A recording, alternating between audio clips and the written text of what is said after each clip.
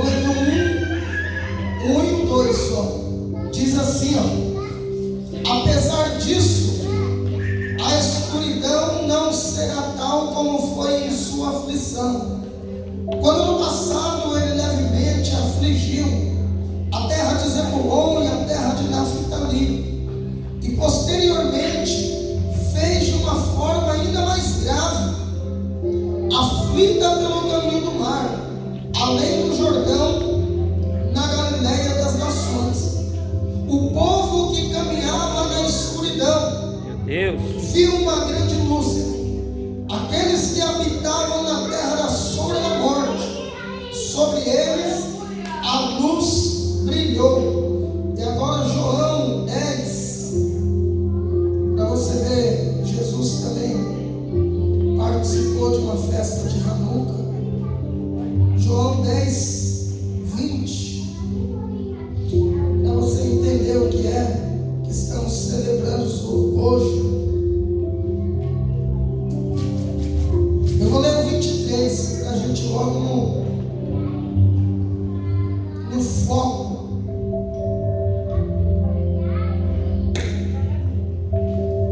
Amém? João 10, 22.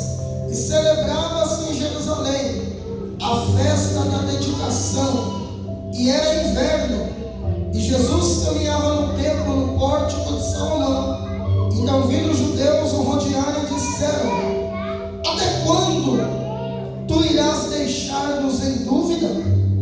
Se tu é o Cristo, diz-nos claramente. Agora vai lá em Zacarias 14. Esse texto de Zacarias é a palavra do ano de 2023. Você vai entender tudo o que quer dizer isso. Zacarias 14, 9. E o Senhor será rei sobre toda a terra. Naquele dia haverá somente um Senhor, e somente um nome existirá. Amém? Podemos assentar, queridos?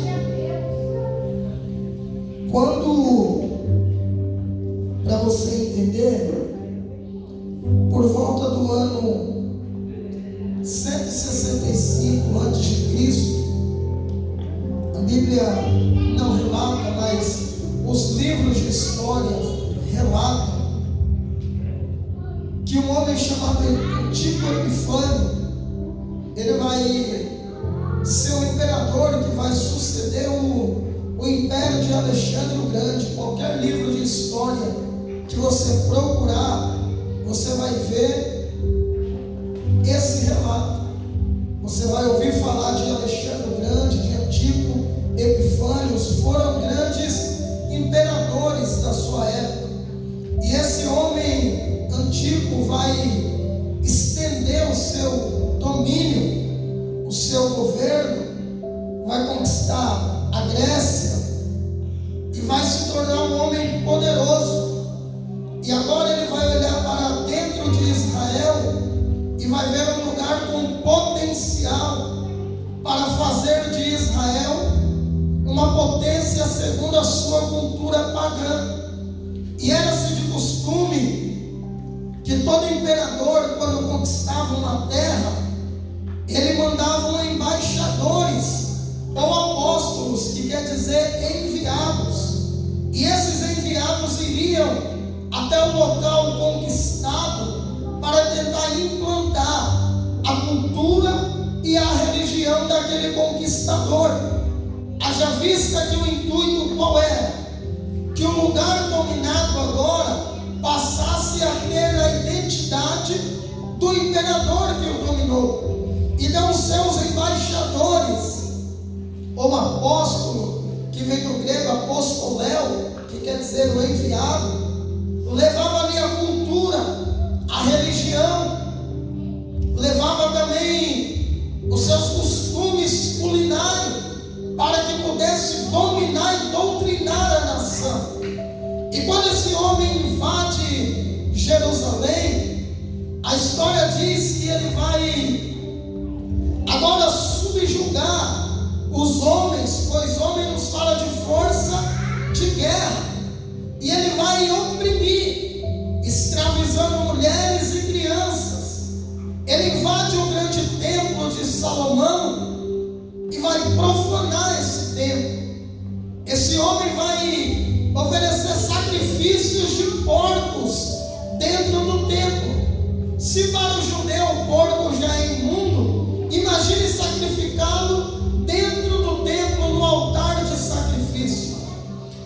também traz uma cultura pagã.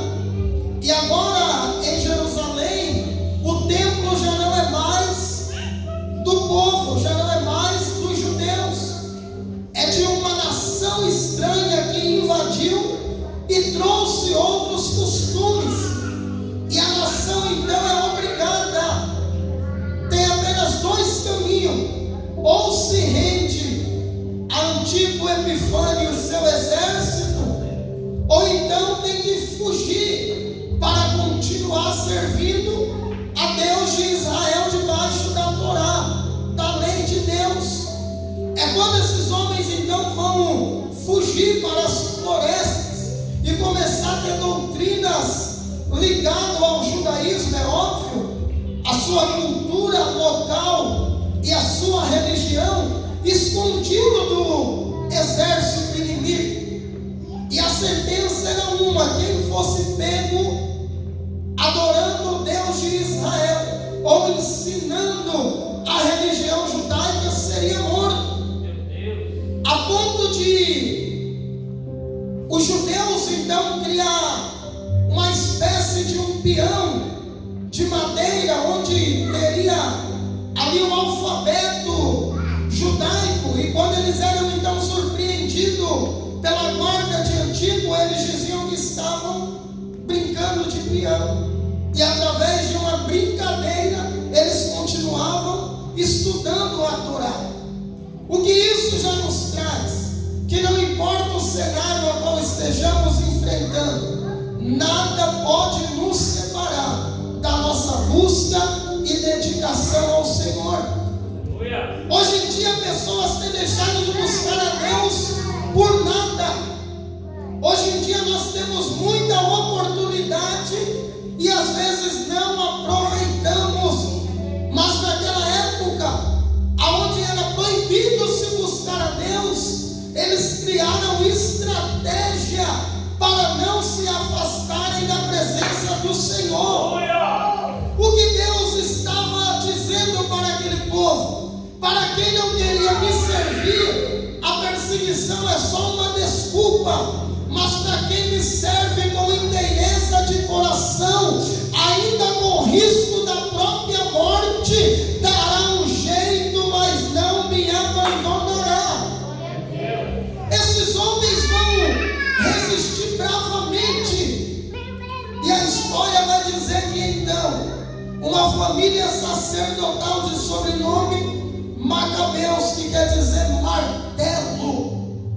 Esses homens tinham um sobrenome profético, e um deles, chamado Judas, vai olhar essa situação e vai dizer: nós não podemos aceitar as trevas dominar o cenário que antes era de luz. Talvez você não entendeu. Deus não impediu que Antíoco Epifânio profanasse o templo. E por que não impediu? Porque o Senhor queria despertar no meio do povo aqueles que lutariam para voltar ao templo. É tempo de sairmos do comodismo. É por isso que o Senhor permite luta e tribulação, porque servir quando tudo está bem é relativamente fácil. Aí Deus permite a situação contrária para que eles pudessem se manifestar.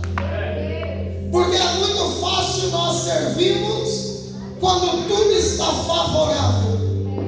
Essa semana Deus me ministrava de uma maneira extraordinária acerca de circunstância e situações. Aumenta um pouco o meu retorno, por favor, meu. Acerca de circunstância e situações. E por que circunstâncias e situações? Porque muitas das vezes nós queremos colocar Deus na balança da nossa circunstância. Se a nossa vida está mal, o nosso Deus é fraco e impotente. Se a nossa vida está boa, o nosso Deus é poderoso. E aí Deus disse para mim: o teu estado não me define. E eu lembrei do que o apóstolo Paulo disse: eu sei tanto ter em abundância, como sei ter em escassez, mas acima disso, eu posso todas as coisas no Senhor que me fortalece. Ou seja, eu não posso na minha situação, com bolso cheio ou bolso vazio, eu continuo podendo, porque é no Senhor. Então a circunstância, da mesma forma que não me define para Deus, porque você já pecou hoje, sim ou não? Mas o Senhor não te chama de pecador porque você pecou. Ele continua te chamando de filho. Então, do mesmo jeito que a circunstância não te define para Deus, não pode definir Deus para você. O templo foi invadido. E porque Deus permitiu? Deus não poderia mandar um exército de anjos e livrar o seu povo, sim ou não? Porque nós queremos resolver tudo na base do milagre. Porque milagre é tudo que você e eu não podemos fazer. Aí colocamos na mão de: ah, pai, minha vida está uma luta, resolve para mim. E Deus olhando do céu e dizendo: eu estou contigo, mas eu preciso que você se mova.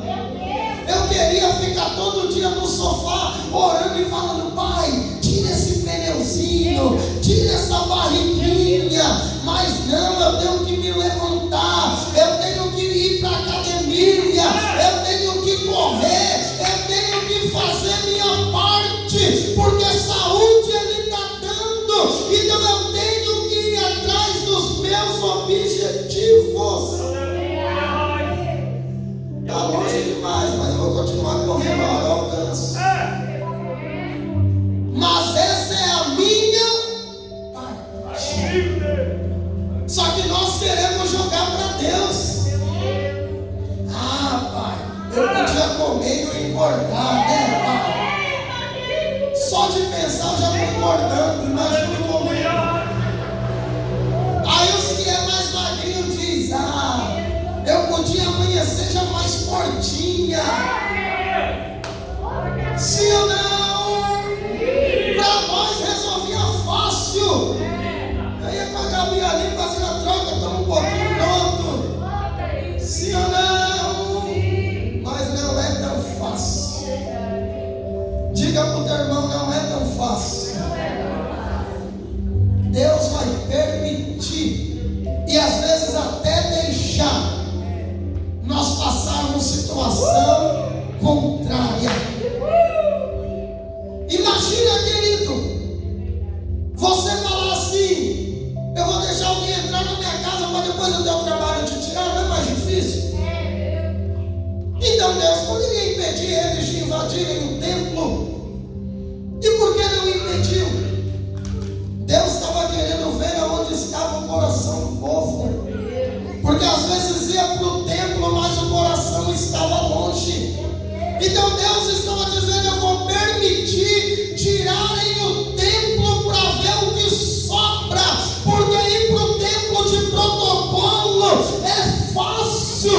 Dentro do templo todo mundo parece crente, mas fora dele eu quero ver a conduta de cada um. Meu Deus!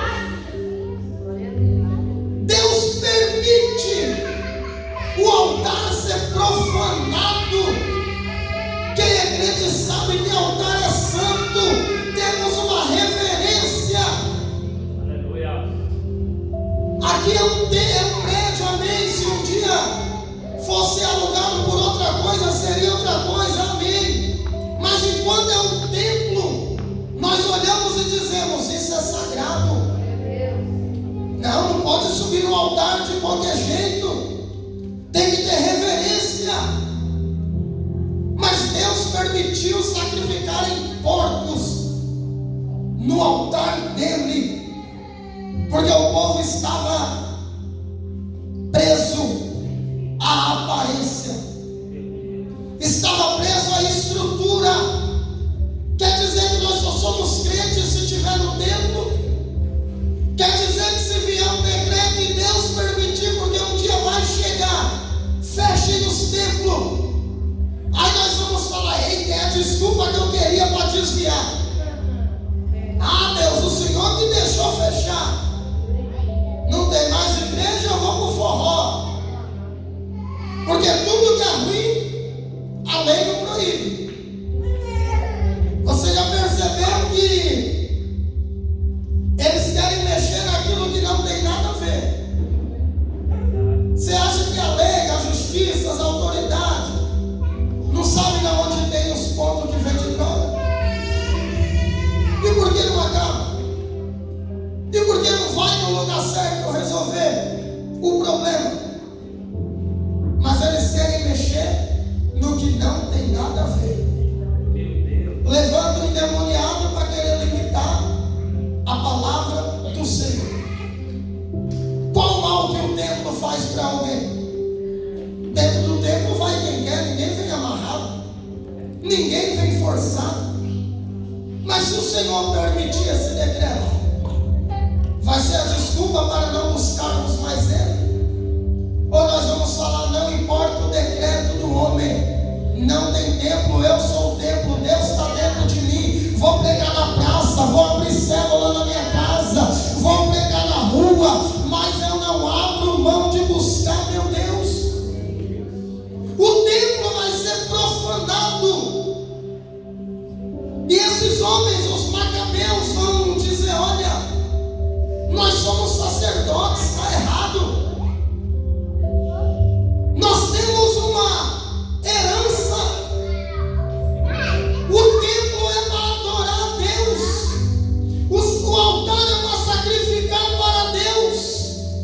E esses homens que o sobrenome quer dizer martelo, vão se levantar para despedaçar as obras do inimigo. Sabe o que está vindo pela frente? 2023, teremos período de turbulência, períodos de dificuldade, até períodos de perseguição. Mas Deus vai levantar homens e mulheres com espírito dos macabeus de martelo, que despedaça a fortaleza do diabo e que não recua diante da ameaça. É fácil ser crente num país que apoia o cristianismo. Era fácil quando o presidente dizia: Deus, pátria, família e liberdade. E agora ser crente com o presidente que diz: nós temos que podar esses evangélicos, nós temos que ter uma conversa com esses evangélicos. Será que agora a igreja vai ter medo de um imperador demoníaco? Ou nós vamos se lembrar que Herodes não pode parar a igreja, que Nero não pode parar a igreja, que Antíoco Epifânio não pode parar a igreja, porque Jesus já sabia de tudo isso e disse: a minha igreja estará firmada sobre a rocha, e as portas do inferno não prevalecerão sobre ela. Aplauda o Senhor. Será que nós vamos ser valentes? Ou seremos covardes? Aleluia! Mas arruma para tirar foto. É forte. Será que nós vamos se acovardar diante da situação? Eles vão dizer: nós não podemos. Diga para o seu irmão: nós não podemos. Só que aí sabe o que às vezes a gente diz? Ah, se dá assim é porque Deus permitiu. Novidade que Ele permitiu. Só que Ele quer ver se você aceita viver nas trevas, você vai lutar para trazer a luz de volta. Não é porque Ele permitiu que é o teu estado final. Diga para o teu irmão, não é porque Deus permitiu que é o seu estado final. Eles se levantam e vão à luta.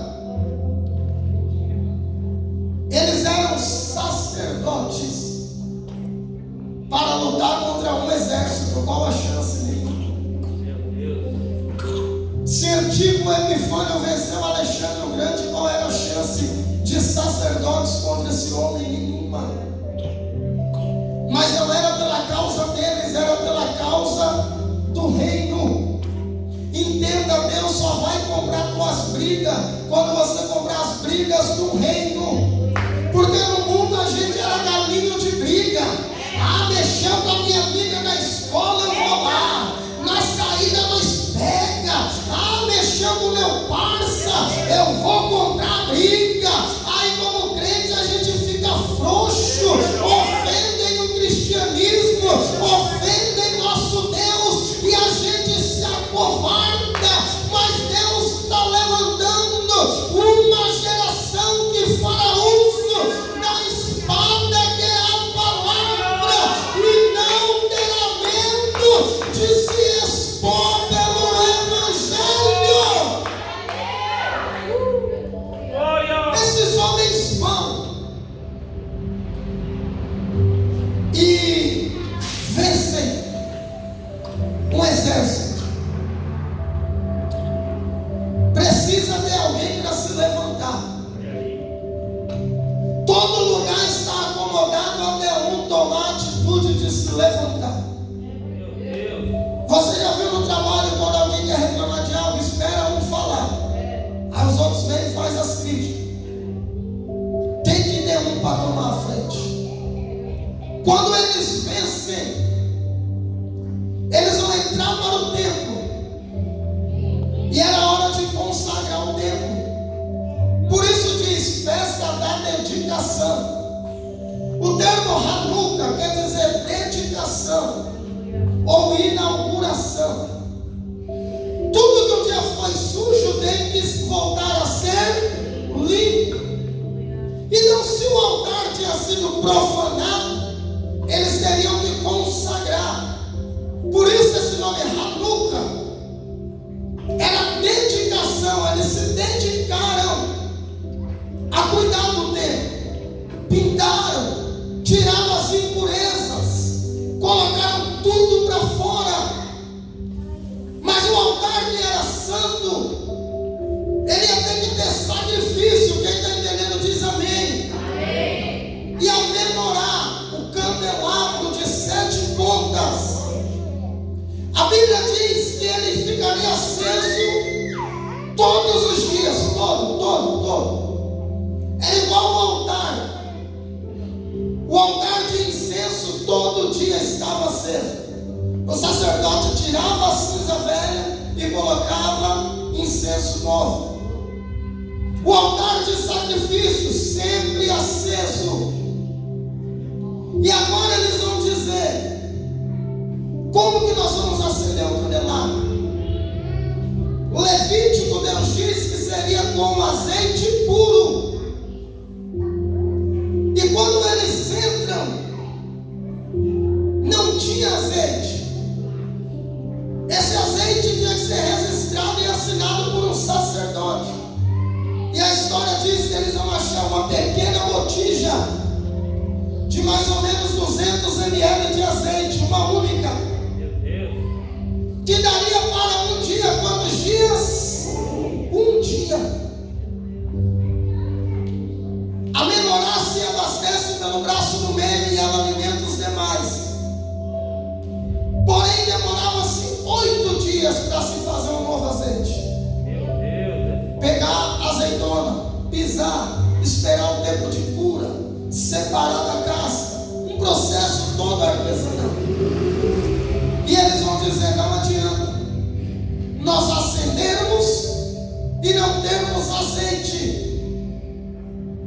É o último fio de esperança.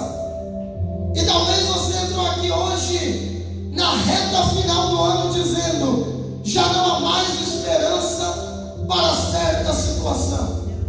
Já não há mais expectativa de que se resolva. Mas sabe o que eu entendo? Que quem tem um pouco de azeite, tendo uma atitude de fé, ainda vive a multiplicação. Lembra da viúva que vai até Eliseu? Ela diz: a tua serva não tem nada em casa. Aí ela lembra: se não, uma botija. Quantas?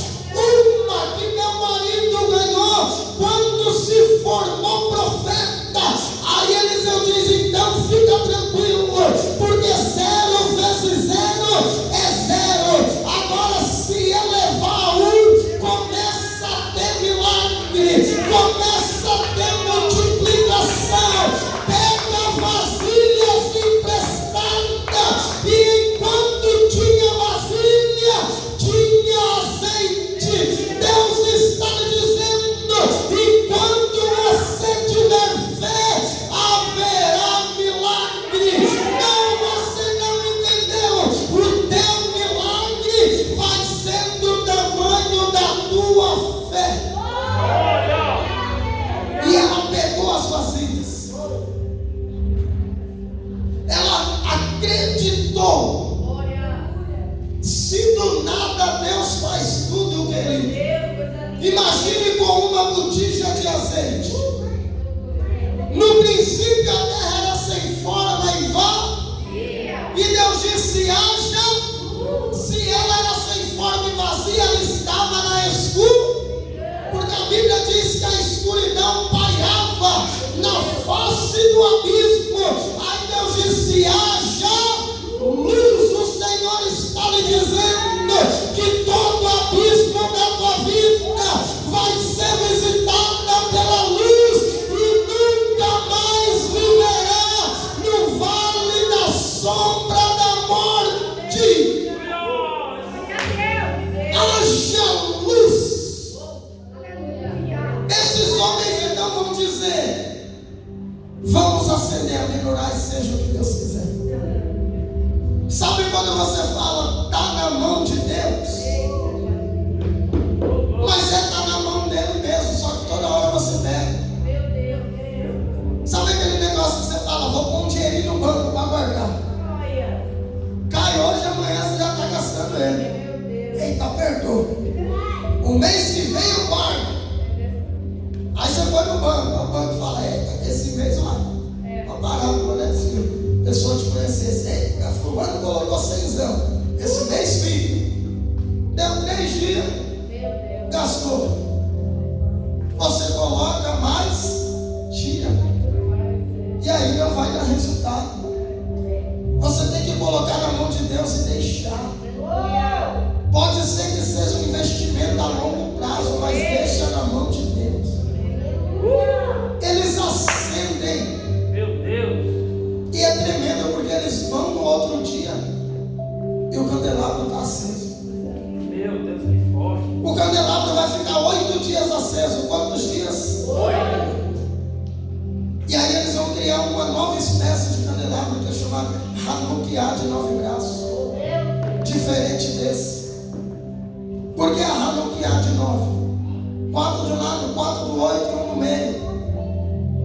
E todo ano nessa data, no primeiro dia da festa, coloca-se uma vela e acende. A do meio não conta, porque ela é que alimenta as outras e vem acendendo da direita para a esquerda. Aí no segundo dia coloca uma na esquerda e acende. No terceiro, e assim sucessivamente. E chega no 8º dia, está as 9 velas acesas. A do meio é a chama das outras e as outras 8. Então o que eles vivenciaram? O milagre da multiplicação do azeite. Azeite é unção. E como que se celebra essa festa? Com sonhos ou bolinhos fritos no óleo, que simboliza novos sonhos. Você vai pegar daqui a pouco um bolinho açucarado. Talvez você teve um ano amargo. Espero que esteja açucarado, né? Porque eu fiz uns olhando e falei: talvez você teve um ano amargo.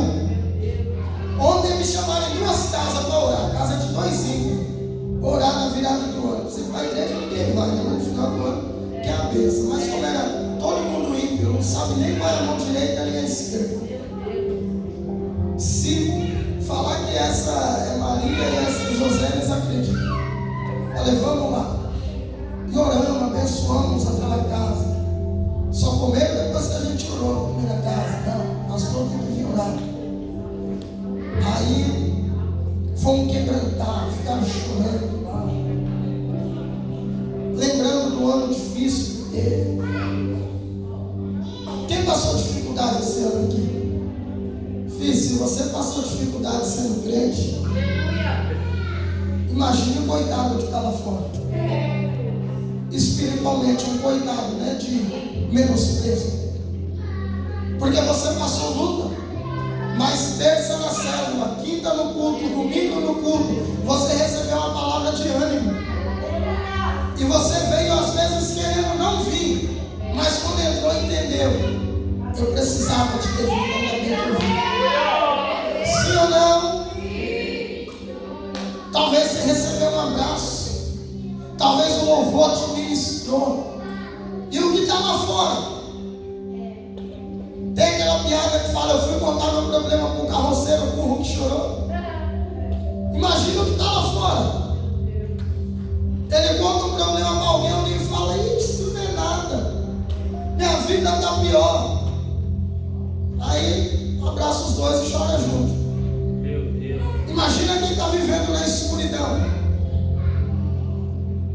Tem gente que na escuridão não sai porque não consegue achar saída.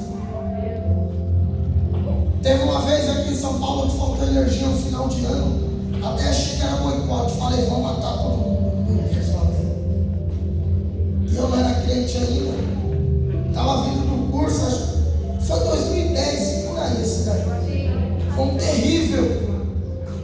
E eu vindo de carro, tudo escuro. Falei, valeu. O que os crentes falavam vai acontecer. Esse Jesus vai vir. Todos farão na rua apagado. Meu Deus. Você mal andava de carro. E eu cheguei em casa e falei, vai acontecer alguma coisa. Sabe aquelas teorias de filme? Falei, vão invadir as casas, vão tacar bomba, vão matar todo mundo. E nunca explicaram o que foi, mas só um apagão. No Egito a Bíblia diz que foram trevas tão espessas que parecia nuvem. Você que viajou de avião já viu? Você passa por dentro das nuvens, parece um algodão. Imagina isso espiritualmente. Meu Deus. Você acredita que tem gente que se arruma para vir para o culto e não consegue? Você acredita? Ah, pastor, não vem porque não quer. Sim, eu sei que tem isso, tem também. Mas tem gente que diz, hoje eu vou. Tem um chorando lá dentro. Confirmou. Ele se arruma para vir, mas não consegue porque algo prende. Ele fala, eu vou mudar de vida. E ele muda mesmo, para pior. Ele está na escuridão. Sabe o que eu quero que você entenda? Esses sacerdotes sabiam e guardavam o concerto com o Senhor. Quem está entendendo diz amém. Então por eles estava tranquilo, amém? Amém. Eles conheciam o Senhor, mas eles se expuseram porque estavam nas trevas e não tinham como lutar. Sabe o que o Senhor está falando para você? Tem gente nas trevas precisando de você, precisando do teu abraço, precisando do teu convite. Mais do que isso, precisando você falar, eu vou passar na tua casa e você vai para a igreja comigo. Tem uma pessoa do Testemunha de Jeová. Testemunho nada, mas é o nome da religião deles, né? E segundo ano que deixa uma cartinha lá na minha casa, feita à mão. À mão, um envelope com endereço, uma palavra, o endereço da igreja. Uma mulher escreve à mão e deixa lá. Se eu fosse alguém que estivesse na escuridão, talvez falasse, meu vizinho é crente, nunca me chamou. nesse lugar aqui. Quem está entendendo diz amém. Diga para o teu irmão, vou te dar uma caneta, Vaz. E um pacote de folha de sulfite. E a gente tem, tá bom aí o celular, Rafael, meu Deus, me ajuda. E a gente tem tudo e não faz nada ou quase nada. Uma xerox é 30 centavos, mas escrita é mais top. Se ela fez 10 ou uma, não sei, mas mostra que ela se dedicou a escrever. Ela não fez uma fotocópia, escreveu à mão. E talvez o nosso vizinho morrendo na escuridão e nós dizendo, eu já sou crente. Se vira. Um evangelismo desse dá resultado, sabia? A pessoa lê uma cartinha dessa e fala, eu vou lá. Parece um convite pessoal feito à mão. O que eu quero te dizer com isso? A palavra para nós era que terminaríamos esse ano debaixo da bênção. Maravilha! Você teve uma ceia abençoada ontem. Sobrou até comida, talvez foi com lixo. Ou vai hoje à noite. Só que teve gente que não comeu nada de ontem para hoje. E talvez nem é morador de rua, tá? Talvez ele tenha uma casinha simples, mas tem. E não teve uma comida digna. E a gente chama-se pro chão, tomou Coca-Cola até arrotar, comeu pavê, Chester, pernil, lasanha. Café da manhã foi lasanha, almoço foi lasanha. Só um luxo. E quem está nas trevas se vira para lá. Só que a palavra do ano que vem é que é ano de conquista. Você tem que conquistar um território de trevas e levar luz para esse território, querido. Talvez é teu parente, é teu amigo, eu não sei. Esses homens vão lutar. Quem luta pelo reino tem suporte do reino. Quem está entendendo diz amém. O azeite era para quantos dias? E durou quantos? Mas não era para eles, era para o reino. Chega de pedir multiplicação para nós. Pai, multiplica meu salário, multiplica não sei o que, multiplica para quê? Para gastar mais com você. Porque 4 tênis que você tem não dá, você já quer 5.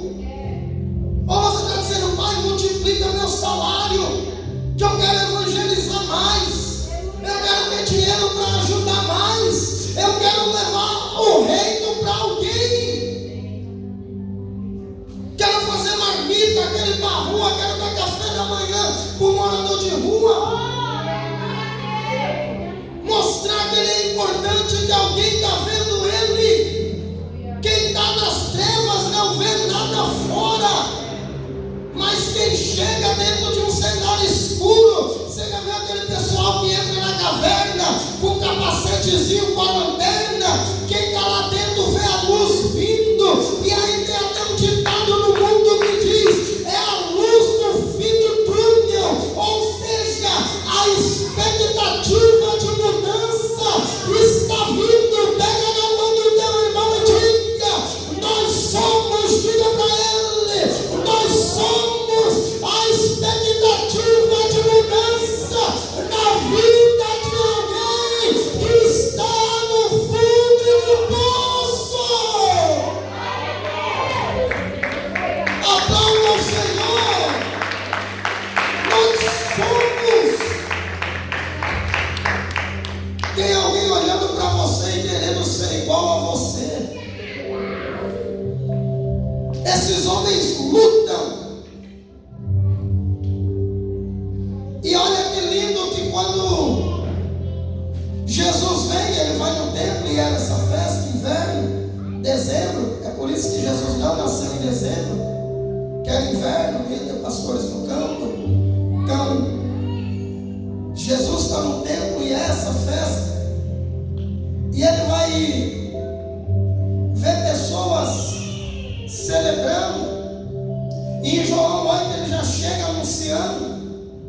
festa dos tabernáculos, mas ele já vai dizer: eu sou a luz do mundo.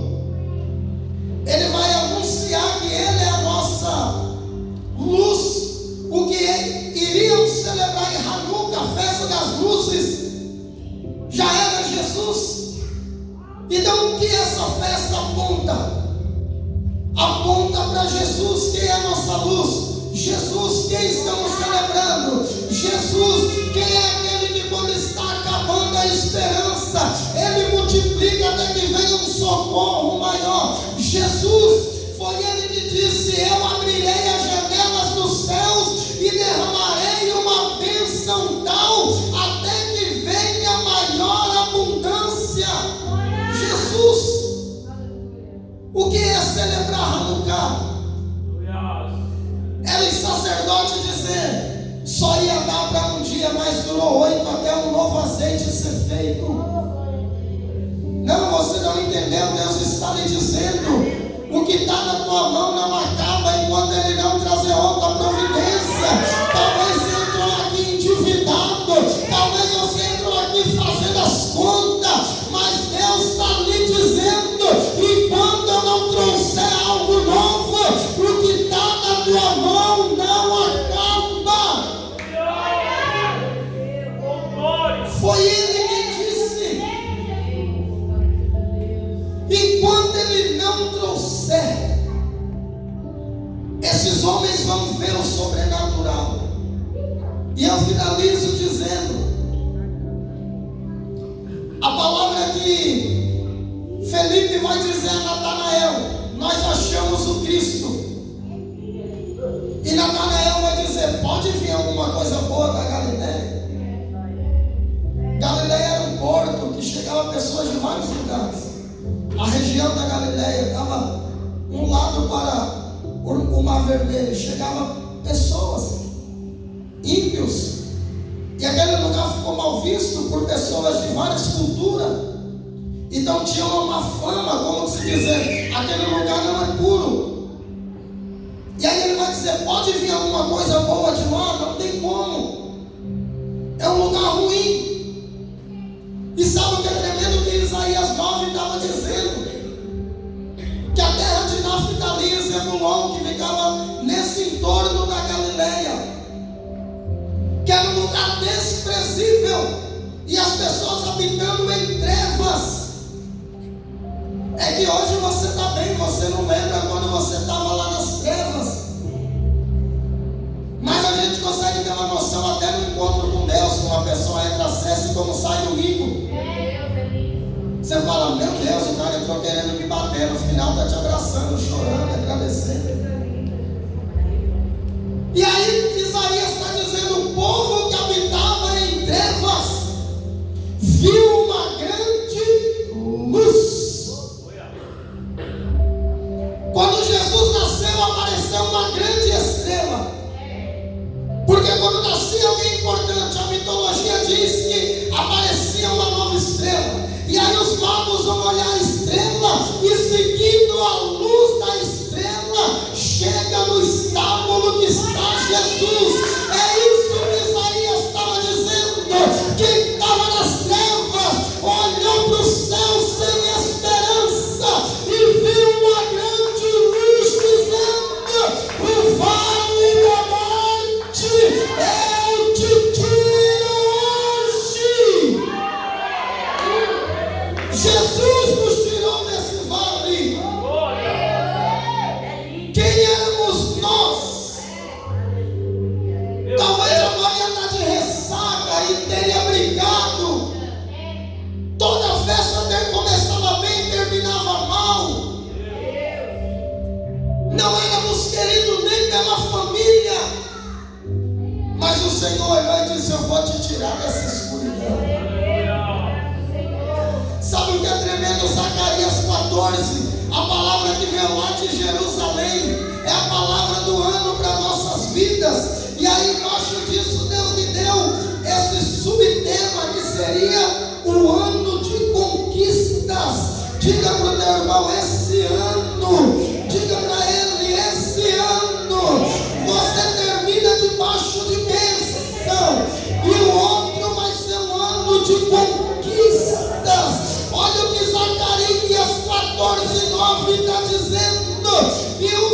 Senhor será rei sobre toda a terra. E naquele dia, que dia?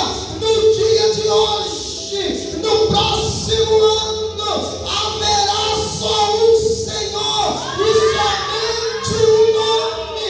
Pastor, mas é o governo das trevas. É do meio das trevas que a luz faz diferença. É no meio da perseguição que a igreja cresce.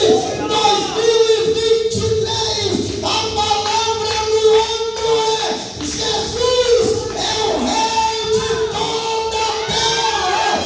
Não importa quem é o presidente do Brasil, importa que Jesus é o rei de toda a terra. Aleluia! Ele é o rei. É um ano de conquistas. O rei deixa a herança para os seus filhos. Quando eu vi esse tema, Deus já tinha me dado um ano de conquistas. Aí uma semana depois eu recebi o tema: Jesus é rei sobre toda a terra. Falei, meu Deus, como que nós vamos conquistar? Porque Jesus é o rei. Pastor, mas o cenário é difícil. A bolsa já caiu. Empresas vão embora do Brasil. Será que vai ter uma intervenção militar? Não interessa. Interessa que Jesus é rei sobre toda a terra. Eu tenho muita expectativa na igreja forte. Naquilo que Jesus disse: a minha casa não será covil de ladrões, mas será chamada casa de oração. Sabe o que Isaías também disse? O jugo que é jugo, o peso será despedaçado por causa da unção. Não é por causa do governo, não é por causa do homem, mas é por causa da unção. Se a unção de Deus estiver sobre nós, nós vamos quebrar todo o jugo do diabo e conquistar territórios. Jesus disse isso. Fevereiro fazemos 6 anos e Deus já está nos dando um tema extraordinário.